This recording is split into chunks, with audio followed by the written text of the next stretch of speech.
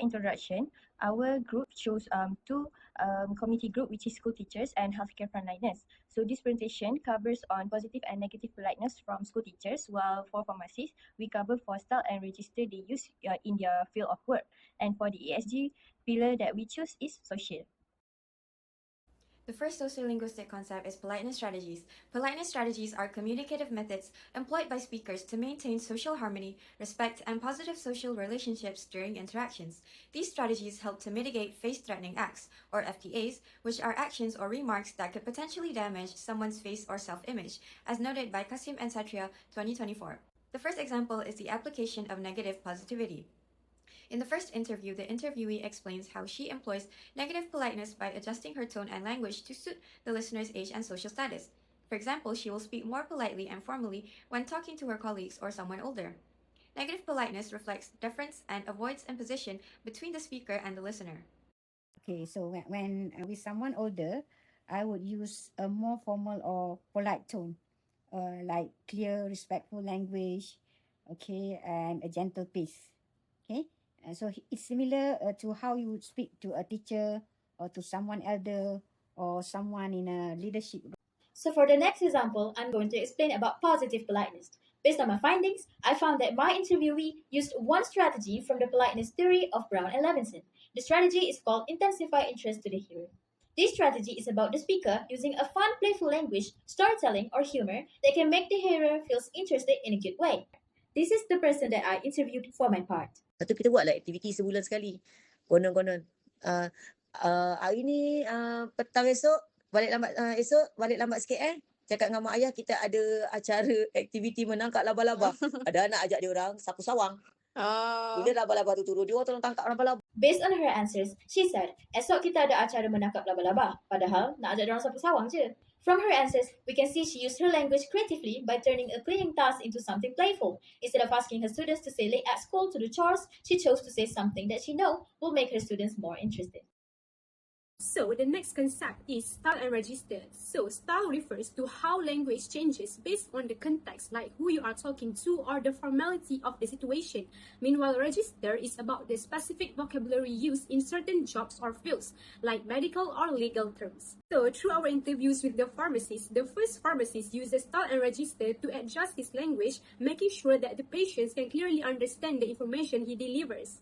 So here are the details of the first pharmacist, and let's hear an excerpt of his answers from the interview. I talk to the older person, saya kena lebih polite lah, kena nada tu lebih lembut, dan pemilihan perkataan tu nak terjaga. Dia selalu menggunakan bahasa saintifik. Kalau tu gunakan ubat tu tak perlu state dia punya active ingredient lah, macam Panadol, paracetamol. So basically these older people tidak terlalu faham lah benda tu, so dia cakap bahasa kampung.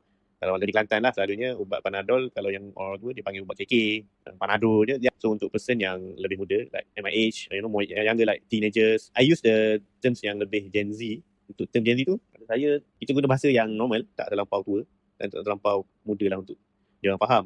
Based on this interview's transcription, Mr. Aiman applies style and register by adjusting his language depending on the patient.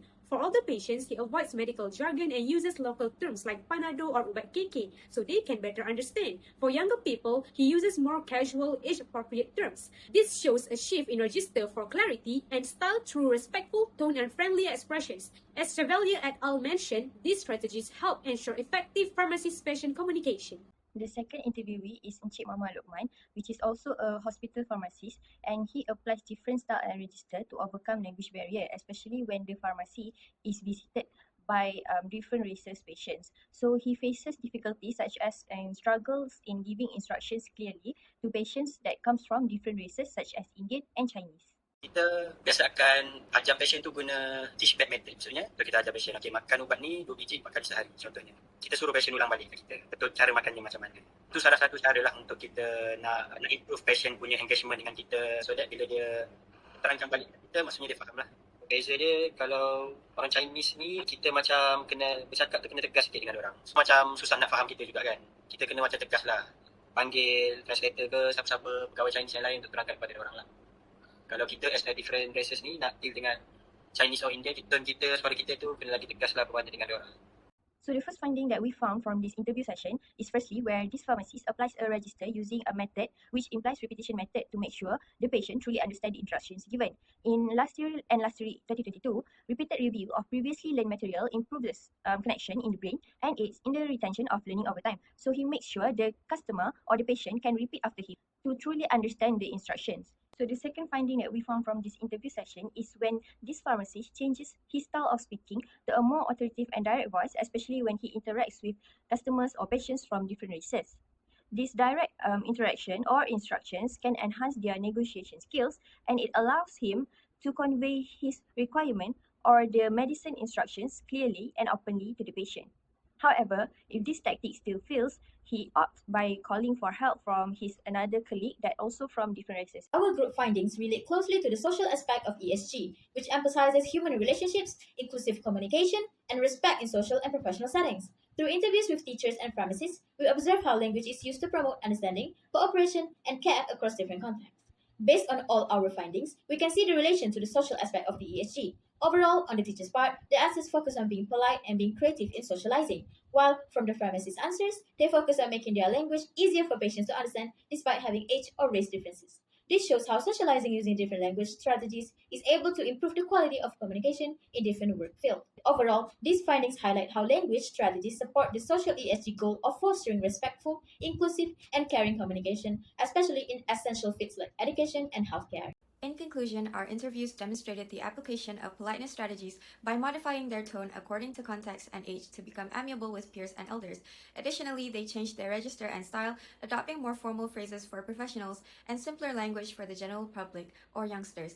In both educational and medical contexts, these linguistic choices support their ability to communicate effectively, uphold dignity, and advance sustainability.